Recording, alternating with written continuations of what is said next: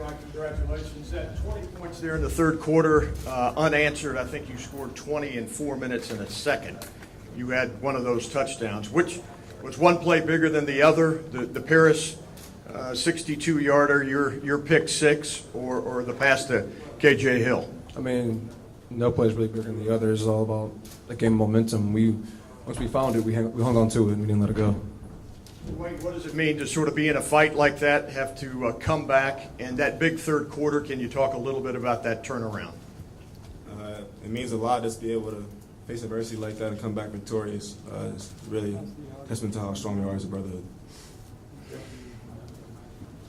Yeah, Dre'Mont, did y'all, I don't know, get together? I mean, Nick Bosa has to go out of the game and stuff, didn't return and stuff, but was there a little bit of inspiration moment there for the defense? I mean, explain what was kind of going on with you guys when you knew he couldn't get back. I mean, when we lost Nick, it was kind of a little bit of a wake-up call because we lost our best guy. So we know, like, all right, and we got to go out there and play. I mean, there's no one to rely on to make a big play. We got to rely on ourselves. We got to rely on each other. And I think tonight, after a hard first half, we did.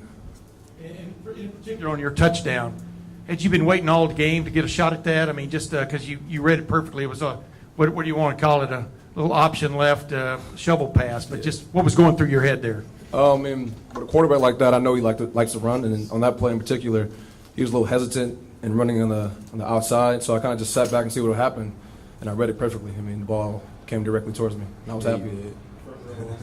And Dre'Mont, did you feel like you had to make up for maybe dropping that first one that came to you? Chill, I'm calling that out. I mean, I was happy to make a play. It doesn't matter that I dropped it. It's still a PBU, so it's cool. And Dwayne, it looked like, for much of the game that if you had kept it earlier on the run yourself, that there might have been yardage available to you. Were just guys saving that up for a moment like you had there in the red zone at the end? That red zone play was a QB read. The plays before earlier in the game were design runs. So we ran that play a lot, and we seen the end was crunching in hard, so that's why we called that play.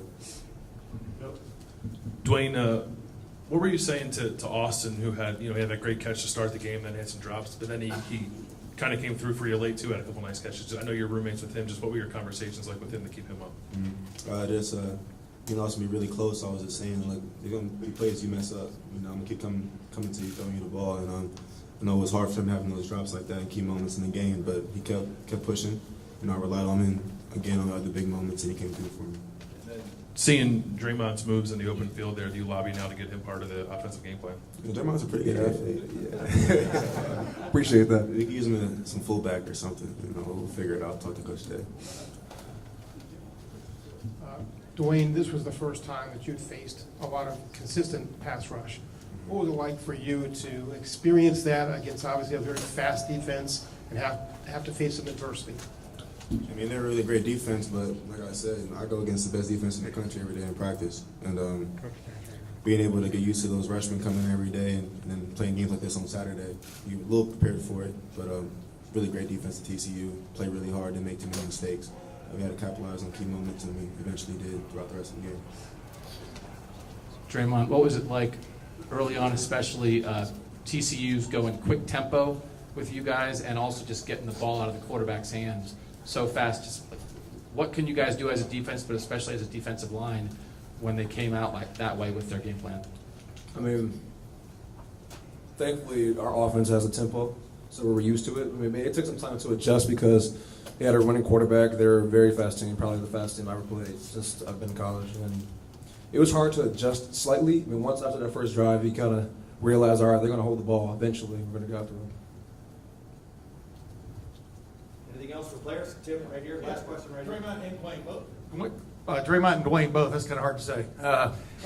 Is there a sense that you guys, as a team, just sort of got over a hump tonight that could be big? I mean, what's your sense as you leave here? I mean, we all look each other in the eye and say, look, this game's not over. We're only down by a point, and that's the worst half of football we probably ever played since this season. I mean, we have so much room to grow. We knew we can come out there with the W because we trust in each other, and we trust in our unit, and we trust in our acting head coach that he can lead us to the victory. What are you doing? Kind of same thing that Dre'Mont said. We got punched in the mouth. You got to, it's a fight. You don't get punched, so I got to be able to rebound. And we did that second half. And we looked at each other, like Dre'Mont said in the eyes, said, look, we're down by 1 point. Game's not over yet. Got a lot of ball to play, and we rebounded. What kind of grade would you give Ryan Day at this point, acting head coach? Is there an A++ in the grade book? I agree. He's done really good.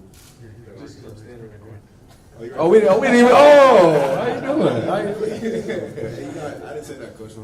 Gentlemen, thank you.